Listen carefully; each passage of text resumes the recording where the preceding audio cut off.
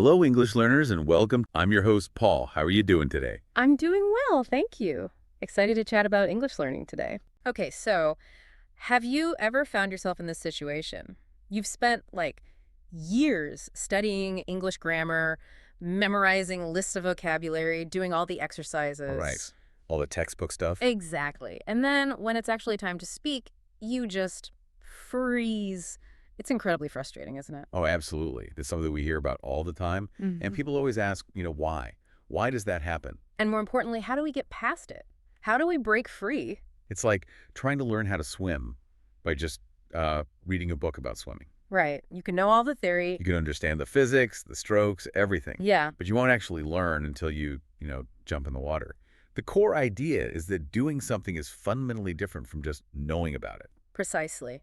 Fluency doesn't just magically appear from learning rules. It really comes alive when you start using the language in real conversations. Yeah. Think about learning the guitar. Imagine two people, right? One studies music theory for hours, watches videos, reads all the books. Okay. The other one, they just pick up the guitar and start playing. Every day. Maybe they sound terrible at first. They stumble. Sure. But they're doing it. Exactly. Who gets better? It's obvious, right? Right. It's the person who actually plays. So true. And that's really the mission for this deep dive. If you've felt stuck in that cycle, lots of study, not much speaking, this is for you. We're going to unpack some really practical tips, real-life examples, strategies from our source material. Things you can actually use. Yes, to help you stop overthinking and start speaking English with, well, more confidence. The whole focus is shifting from only studying to actually practicing speaking every single day. Okay, so let's dive right in. The first big hurdle our sources point to is conquering that fear of speaking. It's a huge thing for so many learners. Hmm. You know, those thoughts like, oh no, what if I make a mistake? Or what if people laugh? Or just constantly worrying about your grammar or how you sound. Oh, completely. Our sources basically say this is almost universal. Feeling nervous, shy, maybe even a bit embarrassed. Yeah. It's totally normal. You're stepping outside your comfort zone. Of course. But here's the really crucial thing the research highlights. Everyone makes mistakes when they're learning. Everyone. And actually, from a brain perspective, mistakes aren't just okay, Huh.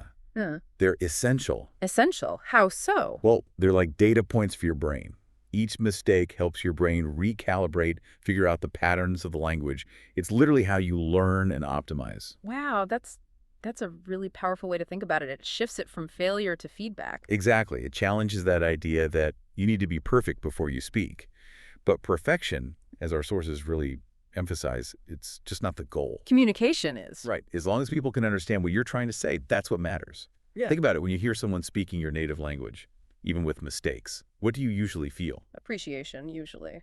That they're making the effort. Exactly. So, try to extend that same kindness to yourself. Good point. So the first practical step is acceptance. Yeah, just really accept that mistakes are normal, even beneficial. Try to change that inner voice from, oh no, what if I mess up, to something like, okay, another mistake, another chance to learn. I like that. So accept mistakes. What else? How do you actually start then? Start really, really small. Mm. That's what the sources advise. You don't need to give a presentation on day one. Right? Just simple sentences. Maybe talk to yourself in English while you're doing chores. Or practice with a friend who's also learning, someone supportive. Even just speaking in front of a mirror helps. Speaking to yourself, that feels a bit strange, but I can see how it removes the pressure. It really does. And another technique, which gets mentioned a lot in the sources, is called shadowing. Shadowing. Tell me more. It's basically where you listen to a native speaker, say, from a podcast or a video, and you try to repeat what they say word for word, almost at the same time. You mimic their intonation, their rhythm. Ah, okay. So not just repeating, but mimicking the sound and flow. Exactly. It trains your mouth and ears to work together, kind of bypasses that overthinking, translating part of your brain. Yeah. It helps you get used to the physical act of speaking without getting stuck in your head. That sounds incredibly practical, something you can do anytime, anywhere, really. Totally. The main takeaway here is don't let fear hold you back. Hmm. The more you practice speaking, especially using techniques like shadowing, the more that confidence will just grow naturally. Okay, so we tackle the fear, we accept mistakes. What's next? How do we actually start doing it? Right. So once you've started managing that fear, the next big idea from our sources is about activating your English. like starting to speak from day one. Day one, even if you feel like you hardly know anything. Yes, that's the key insight. So many people think, oh, I need to wait until I know more vocabulary, more grammar. Yeah, the I'm not ready yet feeling. Exactly. But the evidence suggests you should start speaking immediately with whatever words and phrases you already know.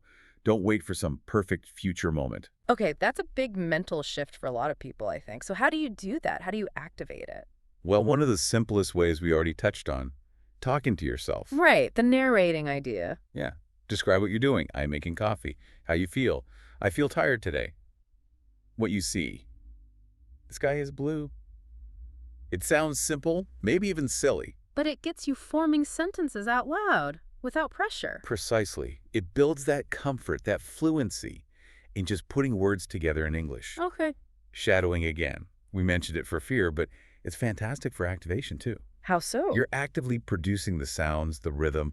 You can use podcasts, movies, YouTube clips. Just pick a short bit, listen, pause, repeat. Really focus on matching the sound. It directly helps pronunciation and makes speaking feel more automatic. So it trains the connection between hearing and speaking. Exactly. Bypassing the need to translate everything first. Makes sense. And what about the complexity? Should we be trying to use fancy words right away? Definitely not, according to our sources. Keep it simple. That's another huge principle. Don't try to make long, complicated sentences when you're starting. Focus on clear communication. Get the message across simply. Yeah. Like instead of trying to say, I would like to formally express my profound gratitude for this truly wonderful and exquisitely prepared culinary experience. Uh-huh. Yeah. Just say, thank you for the food, or this is delicious. It's clear, it's natural, and it works. Great example. Simple is often better. Any other activation tips? Yes, engage with real people as soon as you feel even slightly ready. Find an online English group, maybe a language exchange partner, even just small interactions like ordering coffee in English if you're in a tourist spot. Take those small opportunities. Absolutely. The main point is start now, start small, use what you know, and be consistent. So here's a challenge for you listening. Promise yourself, today you will say something in English out loud, even just a few words. I love that. A concrete action step. Okay, so we're starting to speak, maybe talking to ourselves, trying shadowing. But how do we keep it going? That leads us to consistency, right? Making it a habit. Exactly. Yeah. Because speaking just once in a blue moon, it won't really move the needle much. The real improvements the sources consistently show come from making it a daily habit. Daily. That sounds daunting to some people, maybe, like needing hours every day. And that's a common misconception. What's really encouraging is that you don't need hours. Even just 5 or 10 minutes of focused speaking practice a day can make a huge difference over time. Really? Just 5-10 minutes? Yeah. It's the consistency, doing it every single day, that builds momentum and makes the connections in your brain stronger. Way more effective than one long session once a week. Okay, that makes it feel much more achievable. And who do we practice with daily? Does it have to be a native speaker? Not at all. That's another key point. You can talk to a friend who's also learning. You can join an online group where everyone's practicing. You can even, as we said, just talk to yourself consistently. So the barrier isn't necessarily finding a native speaker. Nope. But if you do want to connect with others, especially native speakers or other learners, there are tons of great online options. Language exchange apps are brilliant for this. Like Tandem or Hello Talk. Exactly. Tandem, Hello Talk, Speaky. There are quite a few. And also things like Facebook groups dedicated to English practice. These communities are full of people looking for partners. And you can practice through text or voice messages or even video calls, right? Yeah, lots of options depending on your comfort level. And actually, sending voice messages is a fantastic tip our sources highlighted, especially if you're a bit shy about live conversation. How does that help? Well, you get to practice speaking, forming your sentences, but you can, take your time, maybe re-record if you stumble. You get the speaking practice without the immediate pressure of responding instantly. That's a really smart bridge towards live conversation. I like that. Yeah, it's a great stepping stone.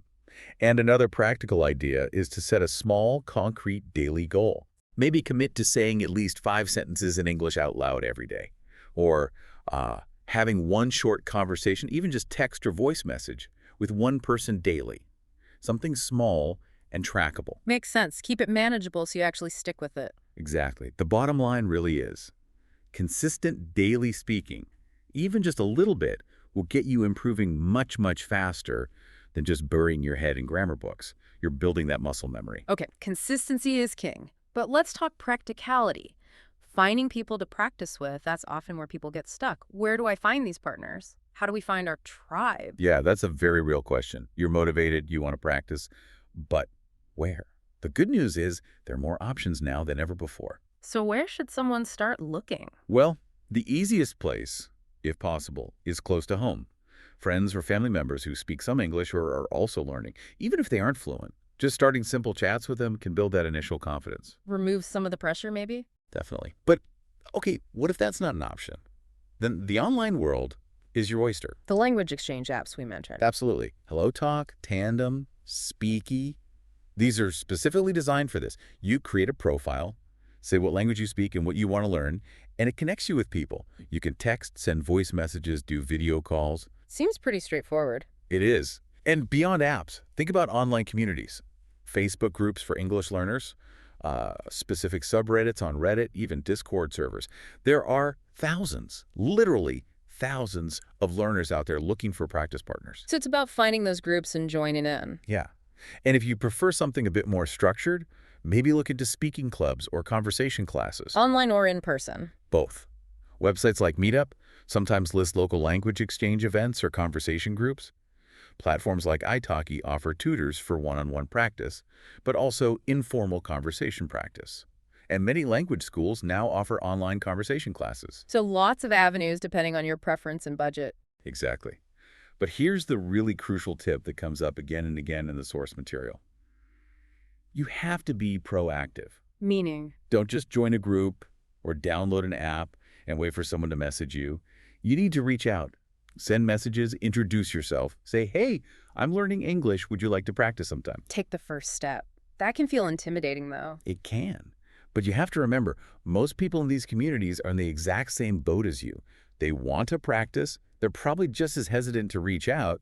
So if you take that initiative, you'll likely find people are really happy to connect. That's a great point. Be the one to start the conversation. Okay, so we've found people, we're practicing consistently. What other major roadblocks do learners face? One of the biggest internal challenges is the habit of constantly translating in your head, thinking in your native language, and then mentally translating everything into English before you speak. Yes. That feels like the natural way to do it at first, but why is it actually a problem? It creates a huge bottleneck. Firstly, it slows you right down, thinking, translating, then speaking. It makes conversation feel really slow and clunky. Okay, speed is one issue. And secondly, direct word-for-word translation often doesn't work well between languages. Sentence structures are different, idioms don't match up. So the sentences you produce can end up sounding unnatural or just plain wrong in English. Right. You lose the natural flow and rhythm of English. Precisely. So the goal, the ideal, is to train your brain to actually think directly in English, skipping that translation step altogether. Okay, that sounds like the holy grail, but how on earth do you train your brain to do that? It sounds hard. It takes practice, for sure, but it's definitely achievable. And our sources offer some really simple, practical tips to get started. Let's hear them. Okay, first start with simple word association. When you see an object, like a chair, Okay. try to not think of the word for it in your native language first. Just see it and think, or even quietly say chair. Directly link the object to the English word in your mind. Just bypass the native word entirely. Yes, build that direct link. Another great technique is to narrate your surroundings, but internally this time. Like the talking to yourself idea, but in your head. Kind of. If you're walking outside, consciously think in English. The sky is blue today. That's a big dog. I feel happy. Simple observations, simple thoughts, but formed directly in English. So you're making English your internal monologue for everyday things. Exactly. It integrates it into your natural thought process. Another tip, try using an English-only dictionary. Instead of a bilingual one. Right. When you look up a new English word, read the definition in simple English. It forces you to understand the meaning using English itself, rather than immediately jumping back to your native language for a translation. Keeps your brain in English mode. That makes sense. Keeps you immersed. And one more, which I really like, is to actually speak your thoughts aloud when you're alone. We keep coming back to talking to yourself. Yeah, but it works. When you're thinking about what to do next, or just musing about something, try saying those thoughts out loud in English. It helps your brain practice forming sentences naturally and gets you used to the sound of your own voice speaking English fluidly. It connects the thinking directly to the speaking. That's the idea. Now look, doing this thinking directly in English, it might feel really difficult and unnatural at first, like you're forcing it. I can imagine. But like any kind of training, with consistent practice, doing it every day, those new neural pathways get stronger. It gradually becomes more automatic, more natural. So it's about building that mental muscle. Exactly. Start small, be consistent, and you'll find yourself thinking, and therefore speaking, in English much more spontaneously over time. Okay, this has been incredibly insightful. So just to kind of wrap things up and recap this deep dive, the core message seems to be this fundamental shift, right? Yeah, a shift from being a passive student about English. To becoming an active user of English, engaging with it, speaking it. Exactly. It's about embracing those mistakes, seeing them not as failures, but as, like, essential learning moments. Stepping stones, not roadblocks. Right. And leveraging the incredible power of consistency, doing a little bit every single day. Because that's where the real key to fluency and confidence lies, in that daily practice, and finally breaking free from that fear of not being perfect. Couldn't have said it better myself. Yeah. It's about jumping in the water, not just reading the swimming manual. So true. And maybe a final thought to leave everyone with, something to mull over. Okay. If you really commit to this idea, to truly speaking English, not just studying it, think about what else opens up for you. It's not just about language fluency, is it? No, definitely not. What new connections could you make? What different experiences could you have? What possibilities might unlock when you can genuinely communicate your thoughts, your ideas, your personality without those old limits?